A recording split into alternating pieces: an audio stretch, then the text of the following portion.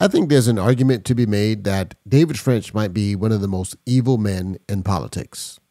Let me explain.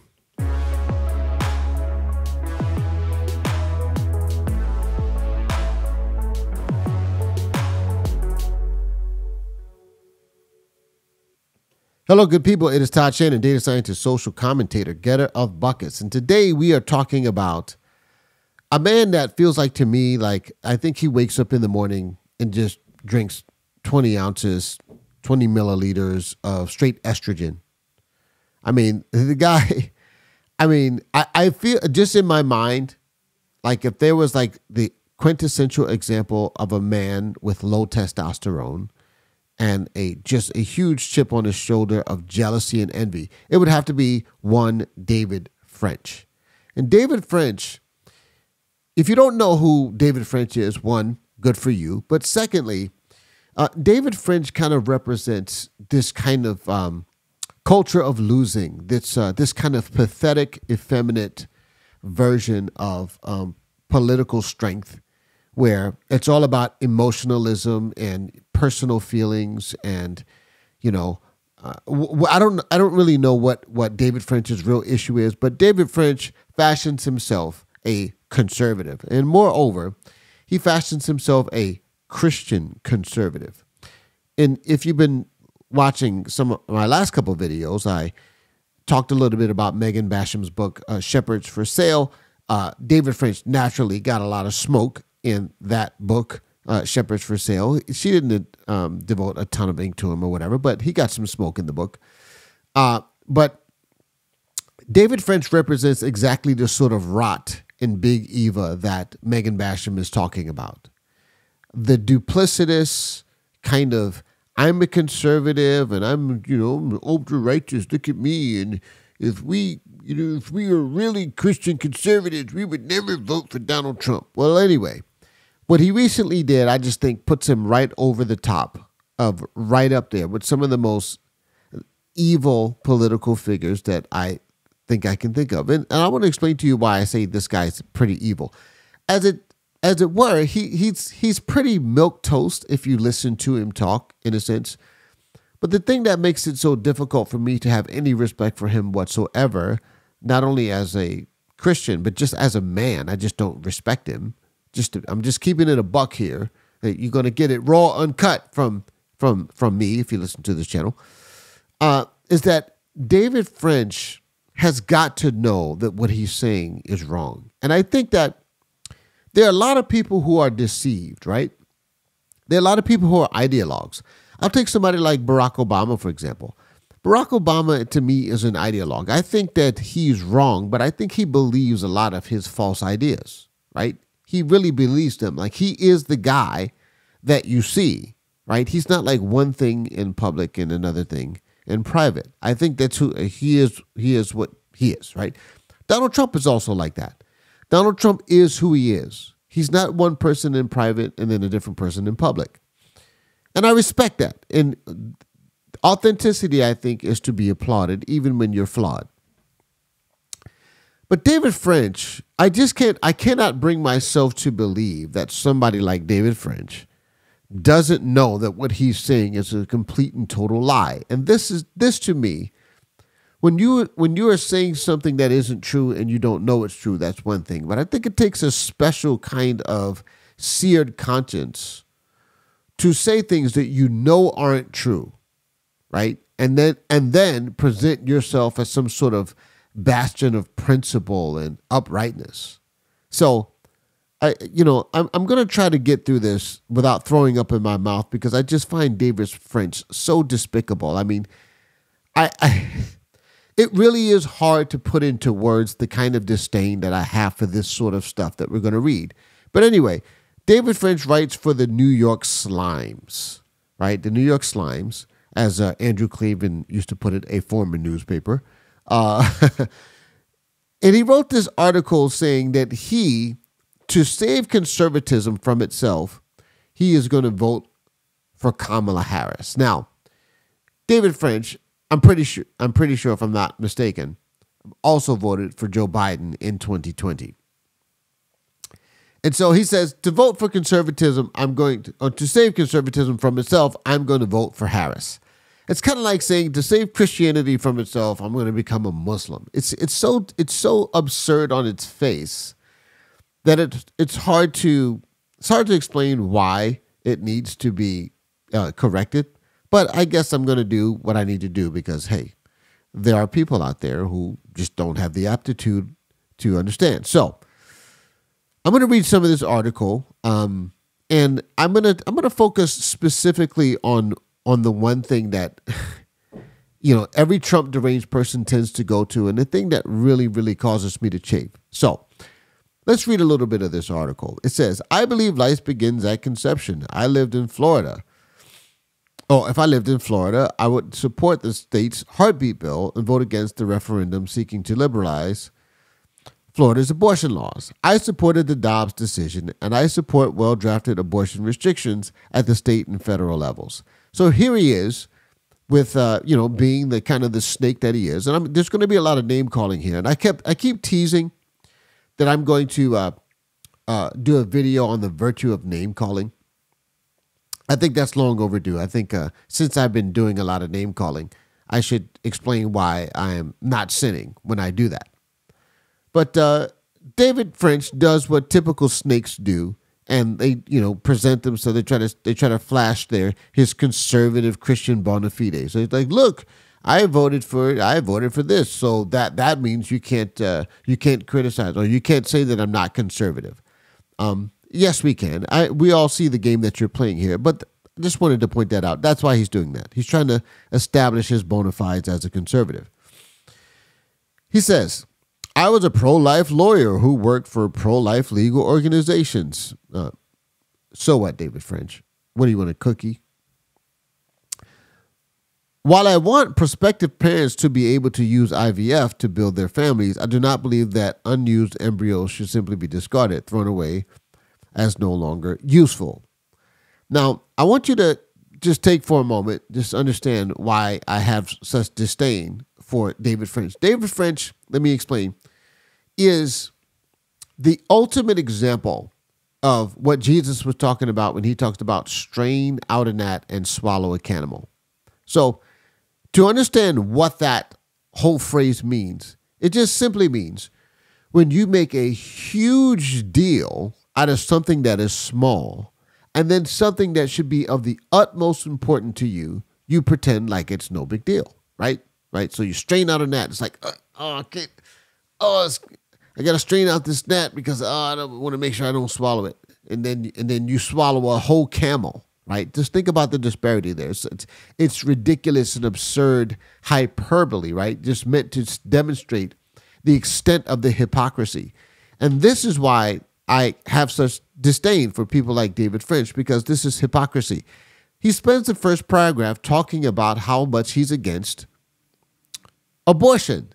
And yet, this man cannot bring himself to give Donald Trump credit for the fact that Roe v. Wade, something that many people thought would basically, even if it would be done, it would be, decades in the future.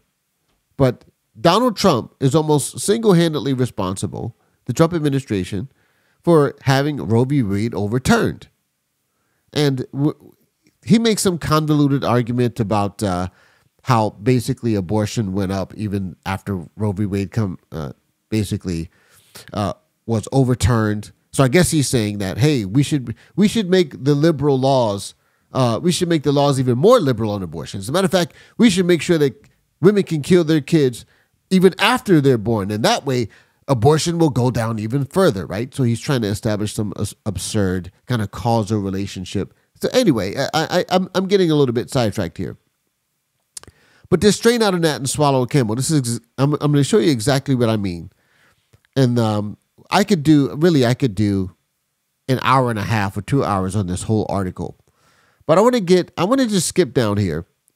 I'm going to read to this, and I'm going to get to some of his talk about Donald Trump's supposed lies. He says, I'll just read here, but I'm going to vote for Kamala Harris in 2024, and ironically enough, I'm doing it in part to try to save conservatism. I don't know what fantasy, weirdo, bizarro world David French is living in, but there's not a true conservative in this world that's ever going to respect or trust this guy again. I mean, he's going to have to come groveling back and say, please, I was wrong. And then maybe we'll think about it. Okay? He says, since the day Donald Trump came down that escalator in 2015, the MAGA movement has been engaged in a long-running, slow-rolling, ideological and characterological transformation of the Republican Party. At each step, it has pushed Republicans further and further away from the Reaganite conservatism. I just want to pause there.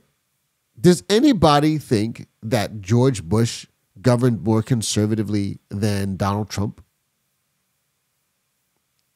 I mean, just as a matter of fact, just something to think about. It has divorced Republican voters from any major consideration of character or in leadership, and all while it has labeled people who resist the change as traitors. Here's what I want to focus on. Let's take an assertion that should be uncontroversial, especially to a party that often envisions itself as a home for people of faith. Lying is wrong. I'm not naive. I know that politicians have had poor reputations for honesty since Athens, but I have never seen a human being lie with the intensity and sheer volume of Donald Trump. And then there's some link there that goes and says, Donald Trump lied 30,000 times during his presidency, right? And this is interesting because I want to focus on this idea that Donald Trump lies all the time. This coming from a man who voted for Joe Biden. He says he's going to vote for Kamala Harris, and he's been basically functionally a Democrat for the last 8 years. Now, he's supporting these people. Now, this is what I'm talking about, straining out a gnat and swallowing a camel. How would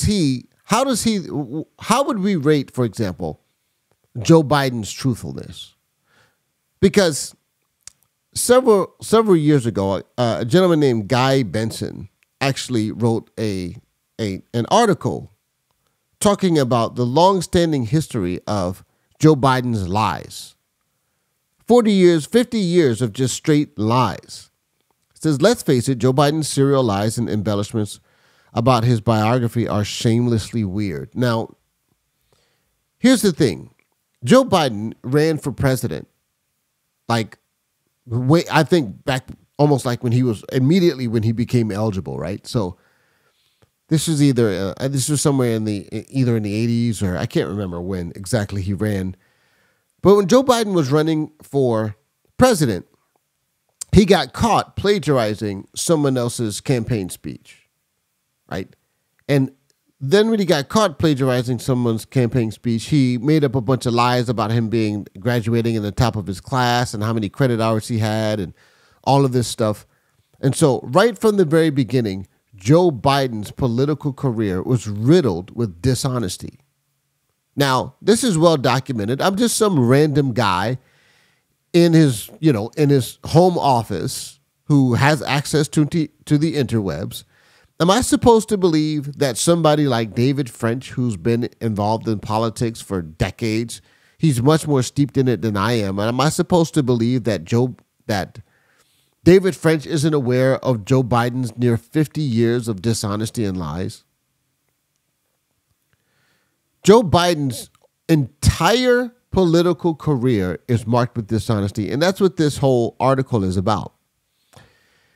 It says this: President Biden told graduating midshipmen at the Naval Academy Friday that he applied to the school in 1965, but a quick check of his biography shows problems with the story. Biden said he applied to Annapolis with a letter from the then Delaware Senator J. Caleb Boggs, but the year he cited, 1965, is the same year he graduated from the University of Delaware. The academy doesn't offer graduate degrees. Now, this may seem like a small deal, right? But this is the sort of thing that Joe Biden does all the time.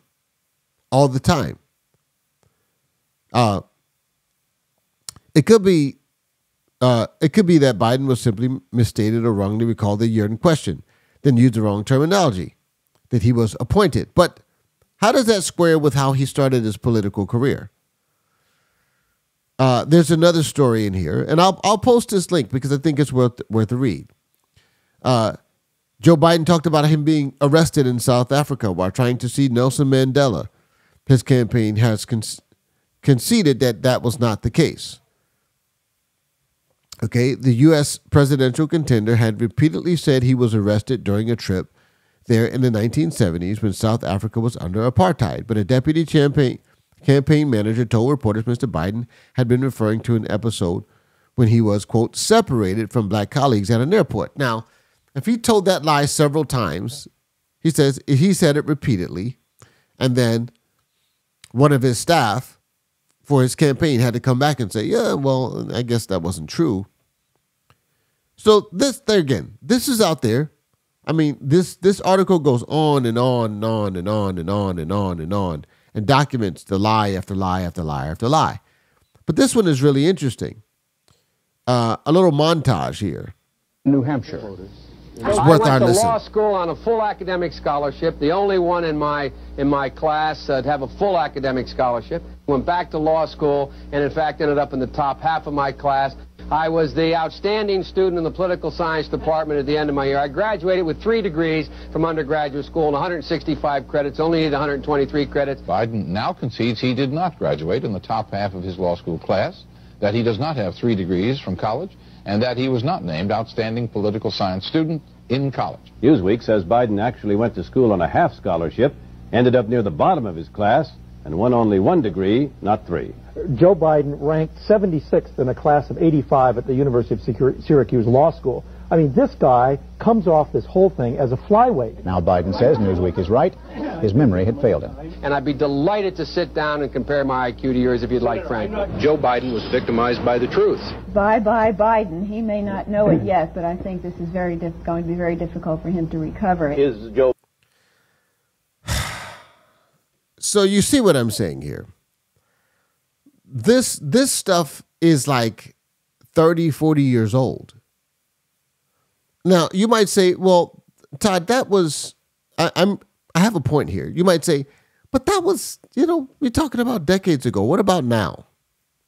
Well, that's interesting because just the other day, yesterday, if I'm not mistaken, Joe Biden did the first interview that he's done since he got fired from U.S. president. His own party fired him, right? And apparently, he's still telling this one story that no one seems to correct him on. So has he all of a sudden became truthful? Let's see. And I spoke to the mom who lost her daughter as a consequence of those neo-Nazis and white supremacists come out of fields in America with torches, carrying Nazi banners, singing the same sick anti-Semitic bile that was sung in Germany in the 30s. And when her daughter was killed, the press went to the then President Trump and said, what do you think? He said, they're very fine people on both sides. And I knew then. Say what now, Joe Biden? Let me run that back because I just want you to hear what he said here. Trump and said, what do you think? He said, they're very fine people on both sides. The very fine people on both sides. Now, this is so incredible to me because Joe Biden said that during the debate. He's repeated. I wouldn't be surprised if Joe Biden hadn't repeated that whole thing like 100 times in the course of the last several years since he was president. I'm sure he's repeated it hundreds of times. And every time he says it, it's a lie, and he knows it's a lie. The very fine people hoax is a lie. How do we know it's a lie? Even the left-wing fact-checking propaganda outfit, Snopes, 7 years later now, it took them 7 years to come around to it, but if you go to Snopes and you search Snopes is supposed to be a fact-checking outlet, you search that whole thing and it'll tell you that this is false. That Trump did not say that the Nazis were very fine people. He was talking about other people who were at that protest that had nothing to do with the neo-Nazis. Now, Joe Biden continues to repeat this lie over and over and over again, and he says that it's the reason why he initially ran for president, which is why he was bringing it up there. So here we have Joe Biden. 30 years ago, he was lying. 40 years ago, he was lying. He just did an interview yesterday. He was lying. And I want to know why David French is okay with these lies, but he's not. He seems to think that Donald Trump is particularly and acutely dishonest. And let's not mince words here. This isn't even the most egregious lie. This is obviously a lie. He's misleading the people. There are useful idiots and people out there who are just don't know any better. They will continue to believe this lie. And all of us who are informed, we just roll our eyes when we hear it because we're just like, is anyone going to correct this guy? Is this journalist, this quote unquote activist journalist that's interviewing him, is anyone ever going to tell him when he says that, you know what, Mr. President, that's not true? It never seems to happen. But this is the sort of media bias that we have. A good friend of mine sent this to me. Shout out to Nathan Cunningham. Nate, if you're watching, give me a thumbs up, make a comment. He sent me this from some content from Twitter. And basically, it's some information that he found because apparently he follows, let me see if I can close this here or make this bigger, where he follows CBS News, or somehow it came up in his feed. CBS News says, this is when Donald Trump on 6/17, you see the date circled down here. Former President Donald Trump vows to stop taxing tips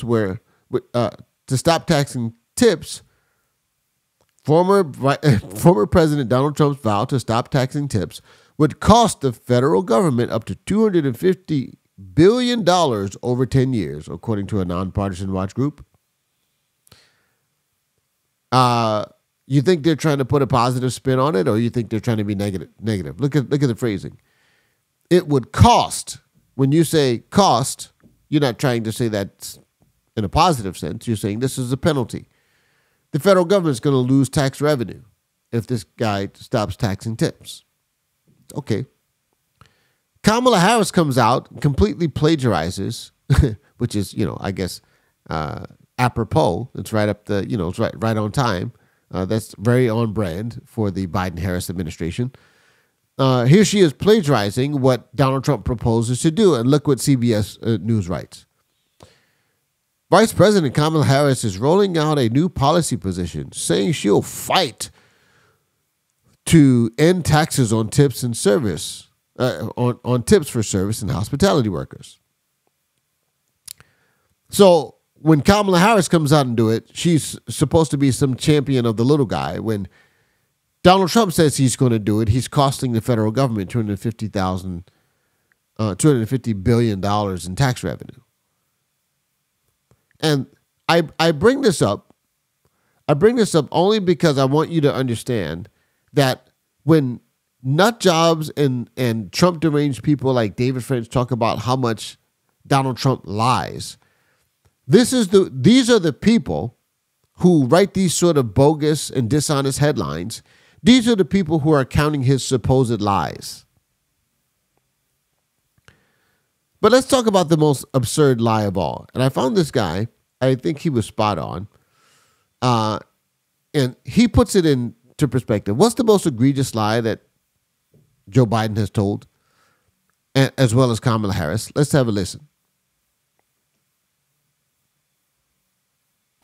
But the gaslighting does not just stop there. The Democratic Party has also been lying to us about Biden.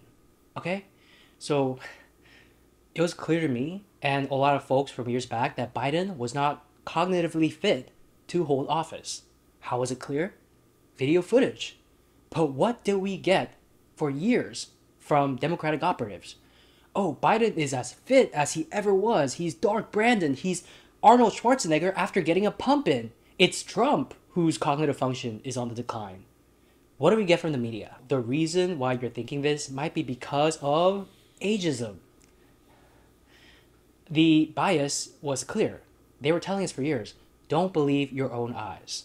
Oh, the crowd was not chanting F Joe Biden. They were saying, let's go Brandon. What do you call that? I don't know. Fake news? Hey, just a quick question. When did our news media lose its backbone and become the agitation and propaganda wing of the Democratic Party? Biden fumbling on the stairs of Air Force One or rambling incoherently? Oh, that's a cheap fake. Not a deep fake, but a cheap fake. It's real, but also not real, because it's taken out of context. Again, this is how little the Democratic Party thinks of the voting public. And then, after the most recent debate performance, when the obvious could no longer be denied without losing all credibility, the media's take is, oh, most recently, it seems like his health declined greatly. We should think about a new candidate.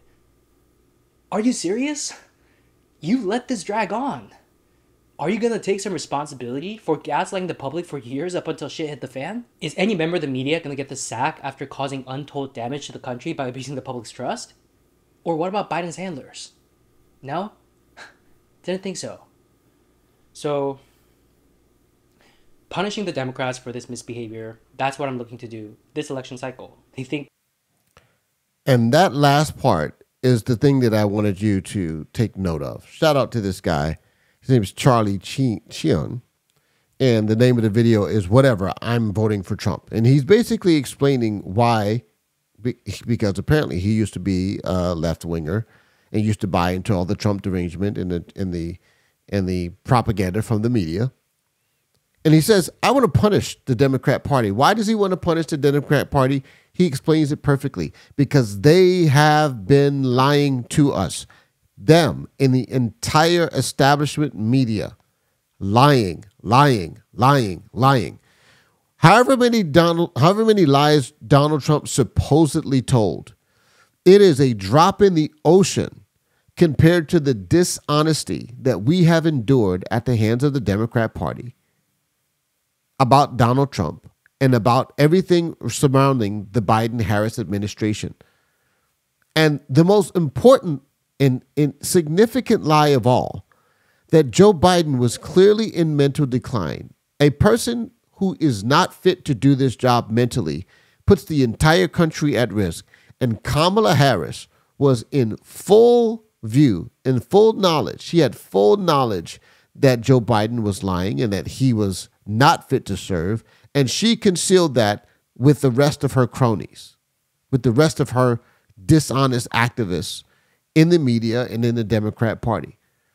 So now let's go back to my initial contention, which is that David French might be one of the most wicked and evil people in politics.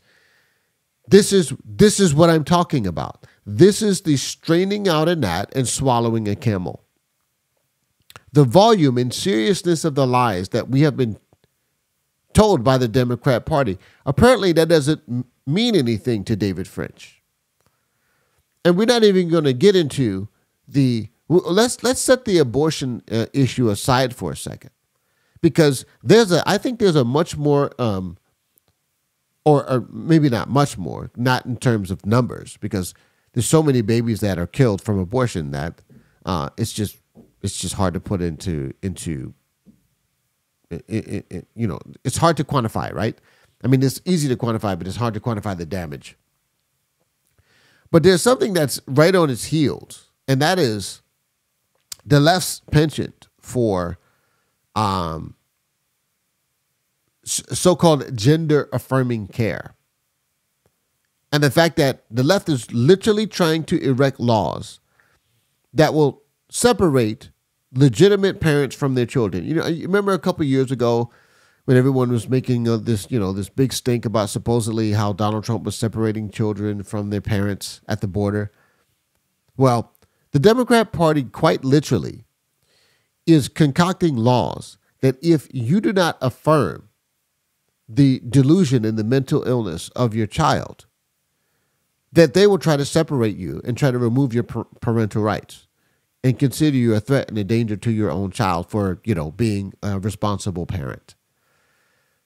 And there are literally tens of thousands of American teens that are going to suffer and who are going to be permanently sterilized. And many of them, unfortunately, will not live to a ripe old age if we let people like Tim Walz, what do they call him, Tampon Tim, and Kamala Harris, if we let them have their way, because those are precisely the sorts of laws that they want to see instantiated in our culture and in our nation. And when I see some sort of dirtbag, there again, I have to express my disdain.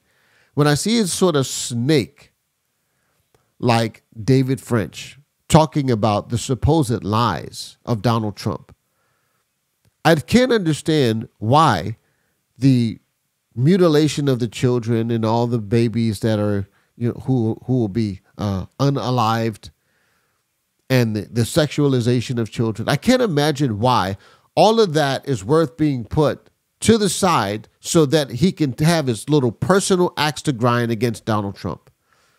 Most people who are principled have made their peace with Donald Trump and his flaws because they recognize that net, we cannot let these absolutely bat crazy people come into power because they want to do overtly evil things. Whatever your problem is with Donald Trump, a mature person should be able to set that aside and say, yeah, but I'm not going to let people mutilate children. I'm just not going to let people do that. We're not going to let people do quote unquote gender affirming care and then remove the parents as some sort of enemies to the child if they object to it. We're just not going to do that. Oh yeah.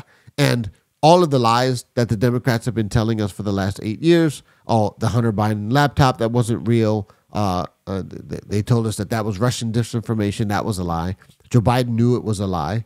He had 50 so-called intelligence agents sign a letter saying this is Russian disinformation, and they knew at the time that it was a lie.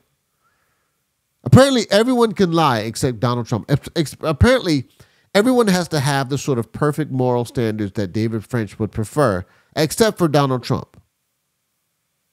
So this is why I don't respect David French. I think he's a hypocrite. I think he's a snake. And he might be the most evil person in politics. But what do you think?